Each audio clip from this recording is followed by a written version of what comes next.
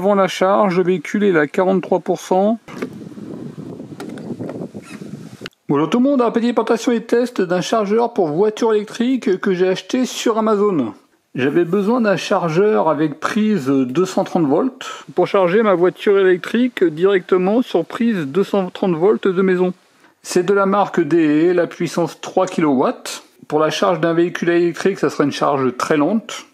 On y trouve une housse de rangement, la notice d'utilisation avec le français. Concernant la puissance, au maximum, ça pourra aller jusqu'à 16 ampères. On pourra sélectionner une puissance de charge à 6, 8, 10, 13 et 16 ampères. La température de fonctionnement de moins 25 à plus 50 degrés Celsius. Il est IP65 et c'est garanti 2 ans. On pourra faire une pause au niveau de la charge en appuyant sur les deux boutons simultanément. Deux supports avec de la visserie de fixation. Une autre housse de rangement. Une lingette avec une poignée. Et le chargeur de véhicule électrique sur prise 230 volts de maison. À ce niveau-là, la prise 230 volts.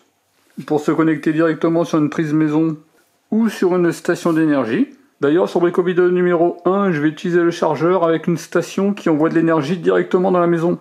Et je vais charger gratuitement le véhicule électrique. La vidéo, elle est sur Brico Vidéo numéro 1, sur le i en à droite et en description de la vidéo. Ici, la prise de connexion au véhicule électrique. On est sur une prise de connexion type 2. C'est une prise classique au niveau des véhicules électriques. Et à ce niveau-là, le chargeur avec un petit écran et deux boutons de contrôle. Au niveau du câble, on est sur une bonne épaisseur. Chargeur qu'on pourra maintenir avec le support ou avec le crochet qui est à ce niveau-là. Et là, le support au niveau de la prise.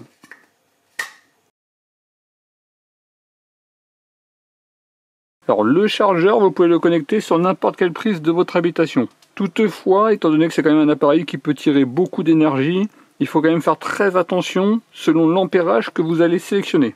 Si vous l'utilisez à 6, 8 ou 10 ampères, on pourrait le connecter sur n'importe quelle prise de son habitation. Il faut que ce soit une prise de 16 ampères reliée à la terre.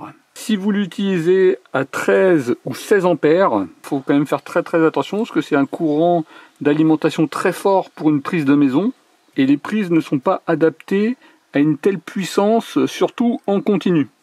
Si vous l'utilisez à 13 ou 16 ampères, il vous faut une prise dédiée renforcée. Surtout ne pas l'utiliser à 16 ampères sur une prise classique. Au niveau du fonctionnement, c'est très simple. Il suffit de connecter le chargeur sur votre prise. Ensuite, vous sélectionnez l'ampérage que vous souhaitez. 6, 8, 10, 13 ou 16 ampères. Là, aujourd'hui, je vais faire une charge à 6 ampères. Et vous pouvez définir une durée de chargement jusqu'à 8 heures par palier de 30 minutes. A noter que si vous laissez 0h0, c'est un chargement en continu. On déverrouille le véhicule. C'est un MG4 électrique. Et il suffit de se connecter. La prise s'est verrouillée, là je ne peux plus la retirer. Et la charge démarre. À 6 ampères, ça va tirer en continu 1500 watts. Et au niveau du véhicule, c'est vert à ce niveau-là.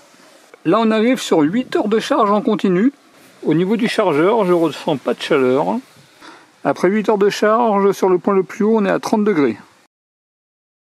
Au niveau de la prise du véhicule, je vois pas de chaleur. Oui, il n'y a pas de chaleur. Allez, on arrête. Et le véhicule, il est à 60%, 271 km. Et au total, ça a pratiquement consommé 12 kWh. Là, vous avez un petit résumé de la charge, 8 heures en mode 6 ampères. La consommation totale, à peu près 12 kWh. En moyenne, la consommation, c'est 1500 watts. Le coût de la charge, 1,47 €. Je suis en forfait tempo. Le véhicule, il a gagné 82 km, 17%. A noter que le kilométrage gagné pour un mode 6 ampères est cohérent par rapport à la capacité globale de la voiture. Là, j'ai fait un petit calcul très simple. Par rapport à la capacité globale de la voiture et le nombre de kilomètres annoncé par le constructeur. Et je tombe sur 81 km. Même sur une charge très lente, le kilométrage gagné est vraiment cohérent. En 6 ampères, j'ai gagné 82 km pour 1,47 €. Si j'avais chargé en 8 ampères, j'aurais gagné 109 km. 10 ampères, 137 km.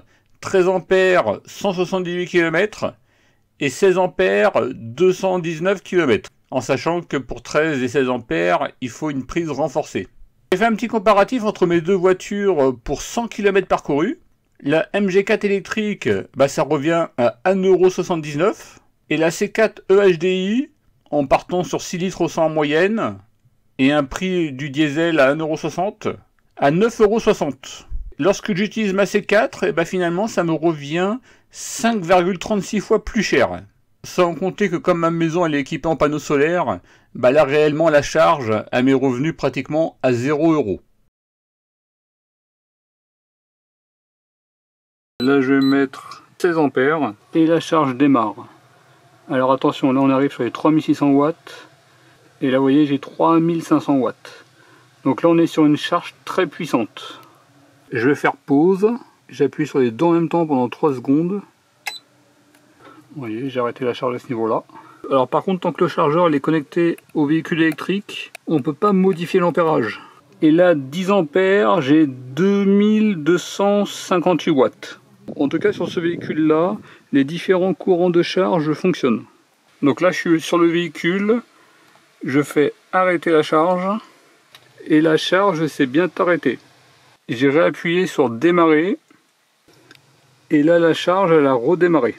On va voir si je peux limiter le courant de charge au niveau du véhicule. Je peux faire 16, 8, 16 ampères. Là par exemple je vais mettre 8 ampères. Et sur le chargeur je vais mettre 16 ampères. On va voir si le véhicule limite bien à 8 ampères. C'est parti. Et là ça limite bien à 8 ampères. 1920 watts. Vous voyez, ça respecte bien la limite maximale au niveau du véhicule.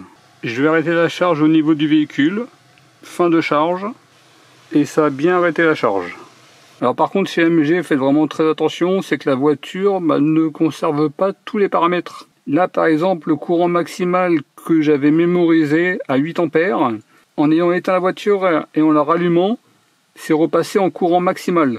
Donc faites vraiment très attention avec le courant maximal et veillez bien à le sélectionner au niveau du chargeur, comme ça vous êtes sûr qu'il n'y ait pas de problème. Alors on va tester la charge programmée, j'ai mis de 15h50 jusqu'à 16h. Donc là je mets la prise. Pour l'instant la charge ne s'est pas enclenchée, malgré que le véhicule y soit branché. Donc là il est 15h50, ça devrait pas tarder à démarrer. Là j'ai entendu un petit clac, et là ça charge actuellement à 2281 watts. On est bien sur les 10 ampères. Normalement, dans 10 minutes, ça devrait s'arrêter. A noter que du fait de mes différents kits solaires et stations d'énergie qui sont connectés à ma maison, je charge gratuitement, j'ai 0 watts de consommation. Après, il faut une puissance solaire importante. Là, au sol, j'ai 3000 watts de panneaux solaires. On va arriver sur les 10 minutes de charge que j'ai programmées. Et normalement, ça devrait s'arrêter automatiquement.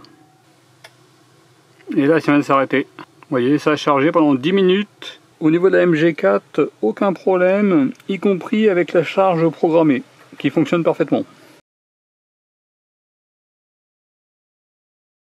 On va tester le chargeur avec une station d'énergie. Ça, c'est une station d'énergie qui peut délivrer 2400 watts au maximum. Avec ce chargeur, il ne faudra pas que je dépasse les 10 ampères. Si je mets 13 ou 16 ampères au niveau du chargeur, là, ça va être trop au niveau de la station. Et automatiquement, elle va lâcher. Avec le chargeur, je peux mettre 6, 8 ou 10 ampères. J'active les prises 230 volts. Je connecte le chargeur. Au niveau du chargeur, j'ai mis 10 ampères. Et là, je me connecte. Et là, ça débite 2200 watts. Au niveau de la station, j'ai mis une charge minimale à 5%. Au niveau du chargeur, je trouve qu'il ne chauffe pas. La température est vraiment très contenue. Et voilà, ça vient de lâcher 1735 Wh. Ça a fonctionné pendant 47 minutes. Et là, il reste 5% de batterie. En conclusion, cette batterie de 2 kW, elle m'a permis de gagner 2% au niveau du véhicule et 13 km. C'est vraiment pour du dépannage. On va retester le chargeur à 3600 watts. Je vais pas me connecter à ma maison parce que j'ai pas de prise renforcée. Je vais charger ma voiture avec une station d'énergie que je vous ai déjà présentée, la Oscal 6000. Je vous remets la vidéo sur le i à droite et en description de la vidéo. Et on va voir avec mes deux batteries combien je peux recharger ma voiture. J'utilise une rallonge de 16 ampères dans la mesure du possible. Branchez-vous directement à la prise ou à la station. Donc là je vais mettre 16 ampères. Et ça passe au vert. Donc au niveau de la station, ça m'indique 3500 watts. Et là, j'ai 3550 watts. Donc 3600 watts est une forte puissance d'alimentation. J'ai pas connecté de panneaux solaires, mais j'aurais pu très bien y connecter des panneaux solaires. Et pouvoir envoyer encore plus d'énergie au niveau de la voiture. Au niveau de la rallonge, j'ai une 16 ampères 250 volts. Là, je sens quand même de la chaleur. Alors qu'ici, je sens pratiquement pas de chaleur. Évitez quand même les rallonges parce que là 3600 watts ça tire quand même pas mal. La charge est arrêtée, overload. Je vais continuer avec un autre testeur. La station a des livres quand même pas mal. Et là on approche vraiment des 3700 watts, c'est-à-dire la limite des 3680 watts. Et donc il y a des appareils qui peuvent s'arrêter. Bon, la prise également elle indique overload et elle risque de peut-être s'arrêter. On est à plus de 3680 watts.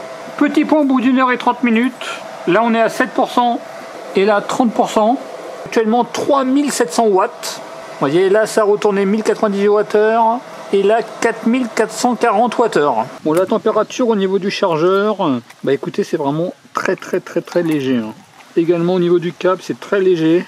C'est un chargeur qui ne chauffe pas trop. Vous voyez au niveau du chargeur ça me dit 32 degrés et un point le plus haut vers les 38 degrés. Là on est à 1%, là 2% et on est toujours à 3700 watts. Vous voyez, du début à la fin, ça aura bien tenu 3700 watts. Ah là ça vient de lâcher à l'instant. Ça a retourné 5307 Wh plus 1098 Wh. Un peu plus de 6300 au total. Donc au niveau des stations, aucun problème. La rallonge de 16 ampères, elle a eu chaud mais elle a tenu. Au niveau du chargeur, pas de problème au niveau de la température. Et également au niveau du câble. Vous voyez, même pas 2 minutes après la charge, là ça me dit un point le plus haut à 30 degrés. Bon, au niveau de la température, très bonne performance. En description de la vidéo, vous retrouverez tous les liens des produits utilisés dans la vidéo ou à l'adresse qui s'affiche à ce niveau-là. Avec la Fossi-Boot F2400, en mettant une réserve à 5%, elle a réussi à charger le véhicule de 2%, 13 km. Là c'est vraiment du dépannage. Avec la Oscal 6000 en mode 16 ampères, avec une réserve à 0%, pour vos stations, évitez de faire des décharges complètes. Le véhicule il aura gagné 8%, 40 km.